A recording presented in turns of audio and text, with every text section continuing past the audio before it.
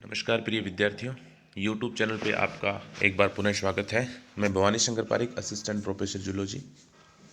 Lower invertebrates structure and function इस व्याख्यान माला की श्रृंखला में हम फाइलम प्रोटोजोआ के बारे में अध्ययन कर रहे थे। अब तक हमने प्रोटोजोआ के प्रमुख लक्षणों का अध्ययन किया। उसके बाद में प्रोटोजोआ के क्लासिफिकेशन की एक रूपरेखा को हमने एक टेबल की सहायता से समझा था।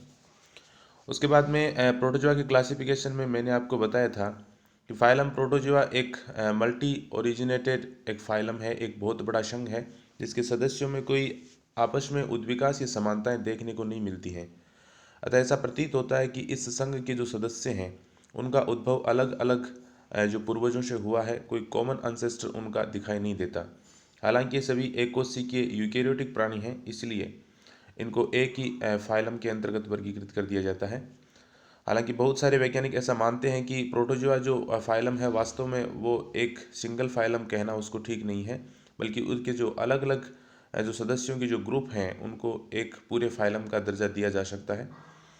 तो वर्गीकरण की अलग अलग धारणाएं हैं वो प्रचलन में हैं। हम किसी एक वर्गीकरण की जो रूपरेखा है उसको हमें फॉलो करना होता है। तो यहाँ पर जो वर्गीकरण की रूपरेखा हम लेके चल रहे हैं उसमें प्रोटोजोआ को एक फाइलम माना गया है और उसके फिर 4 सब फाइलम बनाए गए हैं, जिसमें मैंने आपको बताया था कि जो सब फाइलम है वो एक है शार्कोमेस्टिगोफोरा, स्पोरोजोआ, निडोस्पोरा और जो सीलियोफोरा। ये इसके 4 सब फाइलम बनाए गए हैं। शार्कोमेस्टिगोफोरा में मैंने आपको बताया कि गमनांग इसका प्रमुख आधार है वर्गीकरण का। तो उनमें गमनांग के रूप में कशाभिकाएं या कूटपाद पाए जाते हैं। स्पोरोजोआ और जो निडोस्पोरा की जो दोनों सब फाइलम हैं उनमें गमनांग अनुपस्थित होते हैं और ये परजीवी होते हैं। उनके जीवन चक्र में स्पोर या बीजाणु जैसी संरचनाएं बनती हैं जो प्रतिरोधी संरचनाएं होती हैं। स्पोर में संरचना में भिन्नता के आधार पर इसको दो अलग अलग उपसंघों में बांटा गया है, स्पोरोजोआ और दूसरा निडोस्पोरा। स्पोरोजोआ में जो होता है जो सदस्य होते हैं उनके स्पोर में कोई संक्रमण धागा नहीं होता है, जबकि निडोस्पोरा के सदस्यों में एक संक्रमण धागा निकलता है, उसके स्पोर से निकलता है जो परपोसी में आसंजन में सहायता करता है। चौथा जो उपसंघ है वो सीलियोफोरा है, जिसमें गमनांग के रूप में सीलिया या पक्षमाप पाए जाते हैं। तो पिछले व्याख्यान में मैंने शार्कोमेस्टिगोफोरा के संपूर्ण क्लासिफिकेशन को मैंने आपको बताया था और उसके जो विभिन्न क्लासेज हैं उनके प्रमुख लक्षण कौन कौन से हैं उसका अध्ययन किया था। आज के व्याख्यान में हम बाकी के जो सब फाइलम हैं उन सब का अध्ययन करेंगे। तो हम बात करते हैं पहले उपसंघ स्पोरोजोआ, सब फाइलम स्पोरोजोआ। जैसा कि मैंने आपको बताया कि स्पोरोजोआ के जो सदस्य होते हैं इनमें स्पोर या बीजाणु बनाने की क्षमता होती है, ये बीजाणु उत्पन्न करते हैं। ये परजीवी होते हैं, यानी किसी दूसरे परपोषी के अंदर रहकर ये अपना जीवन यापन करते हैं और उसको नुकसान पहुंचाते हैं। लेकिन इनके जो स्पोर होते हैं उसमें ध्रुवीय तंतु या जिसको हम संक्रमण धागा कह सकते हैं वो ध्रुवीय तंतु इनमें अनुपस्थित होते हैं। इनमें कोई गमनांग नहीं पाया जाता, क्योंकि ये परजीवी होते हैं इसलिए गमन की इनको आवश्यकता नहीं होती है। तो कशाभ या पक्षमाभ में इनका अभाव होता है। जनन है वो दोनों प्रकार से होता है, अलैंगिक जनन भी होता है और लैंगिक जनन भी होता है। लेकिन यहाँ पर ये ध्यान देने वाली बात है कि अलैंगिक जनन जो होता है वो इनमें साइजोगोनी द्वारा होता है। साइजोगोनी का मतलब है जिसमें एक ही जीव से अनेक जीवों की उत्पत्ति होती है, यानी बहुविभाजन जिसको हम कह सकते हैं। तो बहुविभाजन द्वारा इनमें जनन होता है। एक जो कोशिका है उसका केंद्रक अनेक विभाजनों के फलस्वरूप कई केंद्रकों का निर्माण करता है। फिर उस प्रत्येक केंद्र के चारों ओर कोशिका द्रव्य इकट्ठा हो जाता है और उस प्रत्येक केंद्रक से एक नए जीव की उत्पत्ति हो जाती है, जिसको साइजोगोनी कहते हैं। प्लाज्मोडियम का जब जीवन चक्र हम पढ़ते हैं तो प्लाज्मोडियम एक परजीवी है जो मनुष्य में मलेरिया रोग उत्पन्न करता है। उसके जीवन चक्र में आपने देखा होगा कि साइजोगोनी के द्वारा एक प्लाज्मोडियम जो है वो अनेक जो नए प्लाज्मोडियम उत्पन्न करता है। तो इसमें बीजाणु बनाने की क्षमता होती है। बीजाणुओं में जो पोलर थ्रीड है वो नहीं पाया जाता, ध्रुवीय तंतु नहीं पाया जाता। गमनांग के रूप में कोई संरचनाएं नहीं पाई जाती हैं, चूंकि ये सब परजीवी होते हैं। और जनन अलैंगिक और लैंगिक दोनों विधियों द्वारा होता है। अलैंगिक जनन जो है वो साइजोगोनी या बहुविभाजन द्वारा होता है। लैंगिक जनन है वो युग्मक संलयन द्वारा होता है। इसको 3 वर्गों में बांटा गया है। इसका जो पहला वर्ग है वो है वर्ग टीलोस्पोरिया। वर्ग टीलोस्पोरिया टीलोस्पोरिया में जो वयस्क होता है उसमें एक केंद्रक होता है। अनेक स्पोरोजोइट युक्त सरल स्पोर बनते हैं। इसमें जो स्पोर बनेगा उस स्पोर से अनेक स्पोरोजोइट बाहर निकलेंगे, यानी स्पोर्स का जब अंकुरण होगा या उससे जब नए जीवों की उत्पत्ति होती है तो अनेक जीव उससे बाहर निकलते हैं, और वो जो स्पोर से निकलने वाले जो जीव हैं वो स्पोरोजोइट कहलाते हैं। जैसा हम प्लाज्मोडियम के जीवन चक्र में पढ़ते हैं, तो स्पोर से निकलने वाला जो जीव का रूप होता है या जो उसका टाइप होता है वो स्पोरोजोइट कहलाता है। तो अनेक स्पोरोजोइट युक्त सरल स्पोर बनते हैं। इसको दो उपवर्गों में बांटा गया है, उपवर्ग ग्रिगेराइनिया और उपवर्ग कॉक्सीडिया। तो यहाँ पर यह देखना है कि उपवर्ग जो ग्रिगेराइनिया के सदस्य हैं वो या तो आर्थ्रोपोडा में या एनेलिडा में ये परजीवी के रूप में रहते हैं। ये अंतःकोशिकी परजीवी नहीं होते हैं, यानी वो कोशिका के अंदर परजीवी नहीं होते हैं। या तो वो उस एनेलिड या आर्थ्रोपोड की आंत्र में रहेंगे या उसकी देह गुहा के अंदर परजीवी के रूप में रहेंगे। इनसे निकलने वाले जो ट्रोफोजोइट होते हैं, ये ट्रोफोजोइट अवस्था इनकी बड़ी होती है। इसके उदाहरण है ग्रिगेराइना, मोनोसिस्टस, ये उसके उदाहरण है। दूसरा उपवर्ग है कॉक्सीडिया। कॉक्सीडिया में स्पोरोजोइट छोटे होते हैं और ये अंतःकोशिकीय परजीवी होते हैं। ये कशेरुकियों पर परजीवी होते हैं, यानी ग्रिगेराइना के सदस्य इनवर्टिब्रेट्स पर परजीवी के रूप में पाए जाते हैं, जबकि कॉक्सीडिया के जो सदस्य हैं वो वर्टिब्रेट्स पर परजीवी के रूप में होते हैं। ये अंतःकोशिकीय परजीवी होते हैं, यानी कोशिका के अंदर ये प्रवेश कर जाते हैं। जैसा कि हम जानते हैं, चिर परिचित जो उदाहरण है प्लाज्मोडियम। तो प्लाज्मोडियम जो मनुष्य की आरबीसी का परजीवी होता है। इसके अलावा इसका एक दूसरा वाहक भी होता है, मादा एनाफिलीज मच्छर, तो वो उसके वाहक के रूप में काम करता है। लेकिन चूंकि ये रोग मनुष्य में उत्पन्न करता है, इसलिए मनुष्य इसका प्राथमिक परपोषी होता है, प्लाज्मोडियम।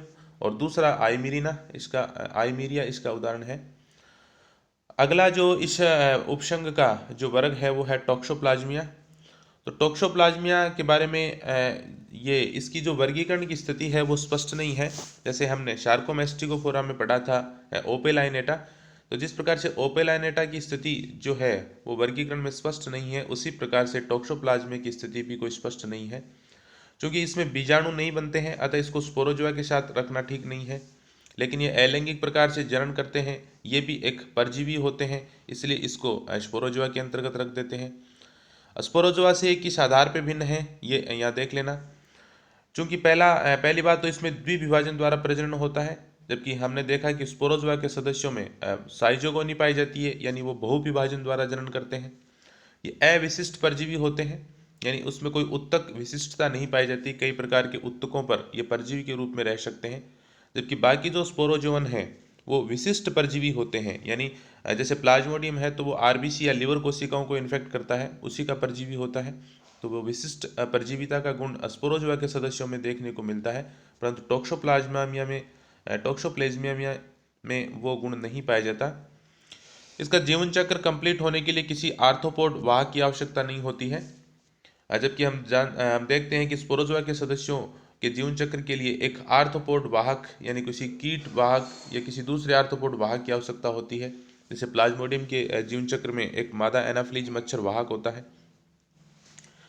चौथा, इसमें लैंगिक प्रतिरोधी संरचनाओं का अभाव होता है, यानी बीजाणु जैसी संरचनाएं इनमें नहीं बनती हैं जो विपरीत परिस्थितियों का सामना कर सकें। तो इस प्रकार से यह स्पोरोजोआ से काफ़ी भिन्नता प्रदर्शित करते हैं। अतः स्पोरोजोआ के अंतर्गत रखना वैसे ठीक नहीं है, लेकिन चूंकि ये परजीवी हैं इसलिए इनको स्पोरोजोआ के अंतर्गत ही रखा जाता है। तो टॉक्सोप्लाज्मिया के बाद में तीसरा जो वर्ग है वो है वर्ग हैप्लोस्पोरिया।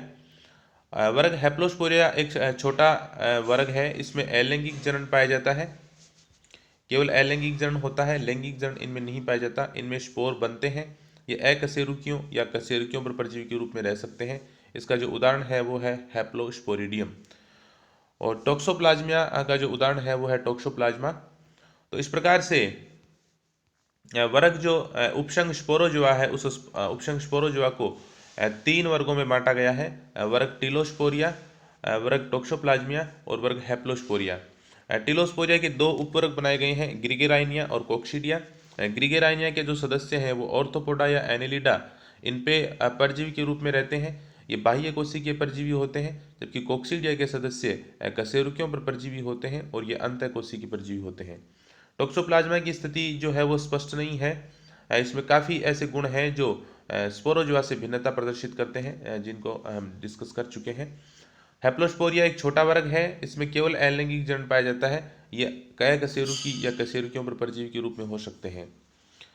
उसके बाद में अगला जो सब फाइलम है वो है उपसंग निडोस्पोरा। सब फाइलम निडोस्पोरा। जैसा कि नाम से पता चल रहा है निडोस्पोरा, जैसे कि हम निडेरिया या सिलेंटेटा का जब अध्ययन करते हैं तो सिलेंटेटा के सदस्यों में हम देखते हैं कि उसमें एक संक्रमण धागा निकलता है जो उसका जो शिकार होता है उसमें चुभ जाता है और उसमें जो विष है वो अंतःक्षेपित कर देता है, फलस्वरूप उसका शिकार मर जाता है, फलस्वरूप उसको ग्रहण कर लेता है।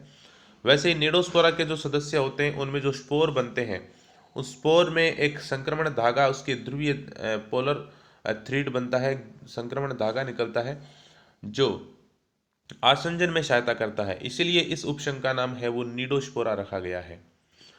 तो निडोस्पोरा के जो सदस्य हैं इसमें स्पोर बनते हैं और स्पोर में ध्रुवीय तंतु पाए जाते हैं, पोलर फाइबर्स जो है वो पाए जाते हैं, संक्रमण धागे निकलते हैं। सभी सदस्य इनके परजीवी होते हैं, गमनांग अनुपस्थित होते हैं। चूंकि ये परजीवी सदस्य हैं इसलिए कोई कशाप, पक्षमाप या कूटपाद इनमें नहीं पाए जाते। इसको दो वर्गों में बांटा गया है। पहला जो वर्ग है वो मिक्सोस्पोरिडिया और दूसरा जो वर्ग है वो माइक्रोस्पोरिडिया। मिक्सोस्पोरिडिया के जो सदस्य हैं वो प्रमुखतः मछलियों पर परजीवी के रूप में होते हैं। हालांकि इसके कुछ सदस्य जो है वो एम्फीबियंस और रेप्टाइल्स पर भी परजीवी के रूप में पाए जाते हैं, लेकिन इनके जो प्रमुख परपोषी हैं वो मछलियां होती हैं। इनके जो स्पोर होते हैं वो द्विकपाटी होते हैं, दो कपाट होते हैं स्पोर में, और प्रत्येक कपाट से 1 से लेकर 6 तक, यानी कम से कम 1 या अधिकतम 6 संक्रमण कैप्सूल पाए जाते हैं और प्रत्येक कैप्सूल से एक संक्रमण धागा निकलता है। और वो संक्रमण धागा जो है वो परपोषी की आहार नाल में आसंजन में सहायता करता है। तो मिक्सोस्पोरिडिया के जो सदस्य होते हैं वो मछलियों पर परजीवी होते हैं। इनके जो स्पोर होते हैं वो द्विकपाटी होते हैं और प्रत्येक कपाट से 1 से 6 तक कैप्सूल पाए जाते हैं। प्रत्येक कैप्सूल से एक संक्रमण धागा निकलता है जो परपोषी में आसंजन करता है। इसके जो एग्जाम्पल है वो है मिक्सोबिलस और सेरेटोमिक्सा। मिक्सोस्पोरिडिया के एग्जाम्पल हैं मिक्सोबिलस और सेरेटोमिक्सा। दूसरा जो वर्ग है वो माइक्रोस्पोरिडिया। माइक्रोस्पोरिडिया के जो सदस्य हैं वो सामान्यतः कीटों पर परजीवी के रूप में पाए जाते हैं। हालांकि कुछ सदस्य मछलियों पर भी परजीवी हो सकते हैं, कुछ एनेलिडा में भी परजीवी के रूप में होते हैं। इनका जो स्पोर होता है वो एक कपाटी होता है, यानी उसमें एक ही कपाट, एक ही वाल्व होता है, जबकि जो मिक्सोस्पोरिडिया में वो द्विकपाटी होता है। और ये अंतःकोशिकीय परजीवी हैं, ये बाह्य कोशिकीय परजीवी नहीं होते हैं, ये अंतःकोशिकीय परजीवी होते हैं, जबकि मिक्सोस्पोरिडिया के सदस्य बाह्य कोशिकीय परजीवी होते हैं। माइक्रोस्पोरिडिया के सदस्य अंतःकोशिकीय परजीवी होते हैं। इसका एक प्रमुख चिर परिचित या एग्जाम्पल जो है वो नौसीमा है, जो रेशम कीट में रोग उत्पन्न करता है और रेशम कीट की जो क्षमता है या उसकी रेशम बनाने की क्षमता को उससे काफ़ी कम हो जाती है। तो नौसीमा इसका एक एग्जाम्पल है, कई बार एग्जाम में पूछा जाता है। ये रेशम कीट का परजीवी होता है। ग्लूगिया ये भी इसका एग्जाम्पल है। तो इस प्रकार से इसको दो वर्गों में बांटा गया है। तो निडोस्पोरा जो है जिसमें संक्रमण तंतु पाया जाता है, इसके स्पोर में संक्रमण धागा पाया जाता है। इसके दो वर्ग हैं, मिक्सोस्पोरिडिया ये बाह्य कोशिकीय परजीवी होते हैं, जबकि माइक्रोस्पोरिडिया एक अंतःकोशिकीय परजीवी होते हैं। मिक्सोस्पोरिडिया में द्विकपाटी स्पोर बनते हैं, जबकि माइक्रोस्पोरिडिया में एक कपाटी स्पोर बनते हैं। अगला जो सब फाइलम है वो है सीलियोफोरा, उपसंघ सीलियोफोरा। जैसा कि नाम से स्पष्ट है, सीलिया फोरा यानी सीलिया धारण करने वाले, पक्षमाप धारण करने वाले।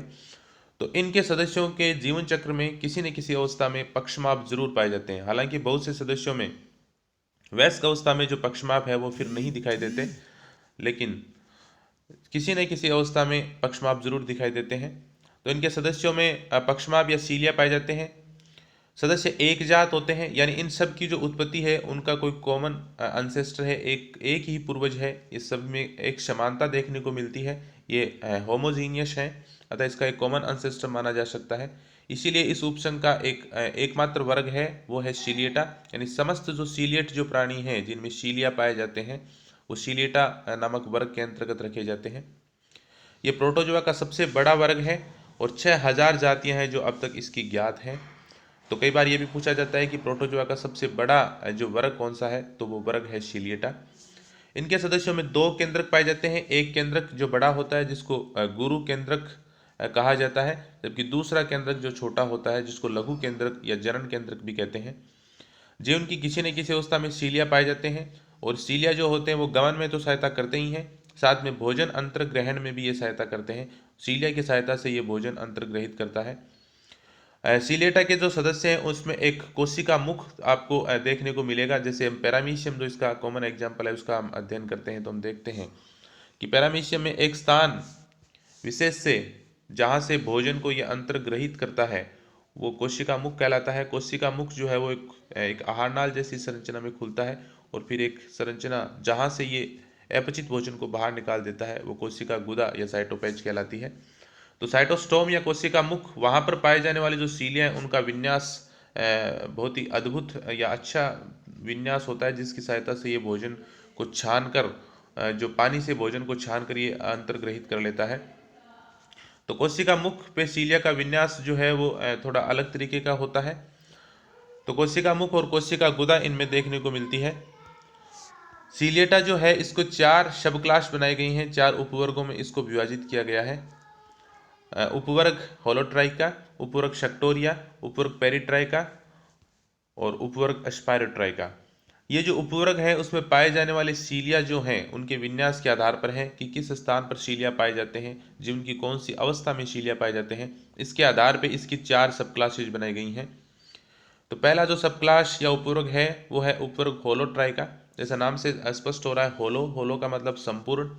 तो संपूर्ण शरीर पर सरल व एक समान पक्षमाप पाए जाते हैं। मुख्य पक्षमाप अनुपस्थित होते हैं या फिर अस्पष्ट होते हैं। तो यहाँ पर जो मुख्य करेक्टरिस्टिक्स हैं, जो डायग्नोस्टिक करेक्टरिस्टिक्स हैं, जो विवेदात्मक लक्षण हैं, उसी को मैंने यहाँ पर लिखा है। तो इन होलोट्राइका में जो सदस्य होते हैं उनके सभी पूरे शरीर पर सरल और एक समान सीलिया पाए जाते हैं। और मुख्य जो पक्षमाप है यानी जहाँ साइटोस्टोम है वहाँ पर पक्षमाप या तो अनुपस्थित होते हैं या फिर अस्पष्ट होते हैं। तो इसके जो सदस्य हैं उसमें डाइडिनियम एक विशालकाय सीलिएट होता है जो पैरामीशियम पर हमला करता है। प्रोरोडोन, बैलेंटिडियम, आइसोट्राइका, स्टेंटर, पैरामीशियम पैरामीशियम भी इसी का सदस्य है। वोटिशेला,